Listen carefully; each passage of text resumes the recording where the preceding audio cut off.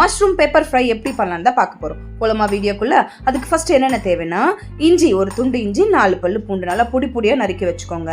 2 பெரிய சைஸ் வெங்காயத்தை நல்லா குட்டி குட்டியாக சாப் பண்ணி வச்சுக்கோங்க.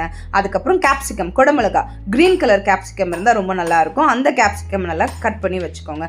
தென் வறுத்து அரைக்கிறதுக்காக மிளகு, கொஞ்சமாக தனியா, கொஞ்சமாக சீரகம், இது வந்து ரெடியாக எடுத்து வச்சுக்கோங்க. தென் மஷ்ரூம் தானே main king of today's recipe. So mushroom வந்து கொஞ்சம் பெரிய பெரிய சைஸாக வந்து கட் பண்ணி வச்சுக்கலாம். அதுக்கப்புறம் காஞ்ச மிளகாவும் கருவேப்பிலையும் கொஞ்சம் எடுத்து வச்சுக்கணும் தாளிக்கிறதுக்காக. ஸோ இதுதான் தேவையான பொருள். ஸோ எப்படி பண்ணலான்னு பார்த்துடலாமா? ஃபஸ்ட்டு கடாய் வச்சுட்டு, கடாய் கொஞ்சம் சூடான உடனே அதில் வறுத்து அரைக்கிறதுக்காக எடுத்து வச்சிருந்த இன்க்ரீடியன்ஸ் எல்லாத்தையும் போட்டுடணும். அதாவது என்னென்னது, கொஞ்சமாக பெப்பர், அதாவது மிளகு, ஜீரகம், அதுக்கப்புறம் தனியா. இதை வந்து அப்படியே மிதமான சூட்லேயே அப்படியே வறுத்துடணும். எண்ணெய்லாம் எதுவுமே ஊற்ற வேண்டாம். ஸோ அப்படியே நம்ம இதை வறுத்து எடுத்துக்கலாம். எண்ணெய் ஊற்றிக்கலாம். எண்ணெய் வந்து நீங்கள் ரீஃபண்ட் ஆயிலும் ஊற்றலாம், இல்லை நீங்கள் கடலை எண்ணெய் யூஸ் பண்ணுறதா இருந்தாலும் ஊற்றிக்கலாம். ஸோ கொஞ்சம் நிறைய எண்ணெய் தேவைப்படும், ஏன்னா பெப்பர் ஃப்ரை இல்லையா? ஸோ கொஞ்சம் நிறைய எண்ணெய் இருந்தால் நல்லாயிருக்கும். ஸோ மீன்வைல் வந்து இது கொஞ்சமாக சூடு ஆறிடுச்சு, நம்ம அரைச்சி அதை எடுத்துப்போம்.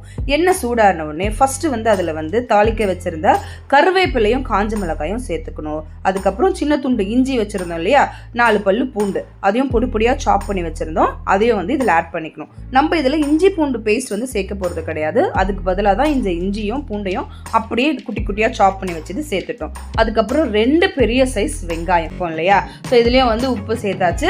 உப்பையும் சேர்த்து நம்ம நல்லா வதக்கி விட்டுடலாம். இதோட எசன்ஸ் எப்படின்னா, நம்மளுக்கு வந்து கண்ணிலேயே தெரியக்கூடாது அந்த வெங்காயம்லாம், அந்த மாதிரி தான். ஸோ ஃபைனலாக கேப்சிகம் ஆட் பண்ணிக்கலாம். இந்த கன்சிஸ்டன்சி வந்தோடனே மஷ்ரூமை நம்ம ஆட் பண்ணிடலாம். மஷ்ரூமும் நம்ம சொன்ன மாதிரி கொஞ்சம் பெரிய சைஸாக கட் பண்ணி வச்சுக்கோங்க.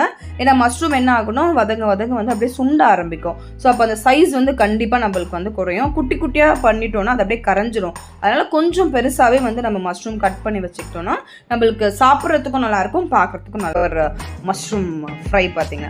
ஸோ இந்த அளவுக்கு வந்துருச்சுன்னா நம்மளுக்கு ரெடி, அவ்வளோதான். ஸோ இதை வந்து நம்ம என்ன பண்ணிக்கலாம், பவுலில் ட்ரான்ஸ்ஃபர் பண்ணிவிட்டு கமன்னு கெஸ்ட்டுக்கும் சரி, நம்ம வீட்டில் இருக்கவங்களுக்கும் சரி, நம்மளுக்கு வந்து சர்வ் பண்ணுறதுக்கு ரெடி. ஸோ இந்த வீடியோ உங்கள் எல்லாருக்குமே ரொம்ப ரொம்ப பிடிச்சிருக்கும் நம்புகிறேன். அடுத்த வீடியோவில் உங்கள் எல்லாரையும் சந்திக்கிறேன். Until then, தன்யவாத். நான் உங்களில் ஒருவள் JK.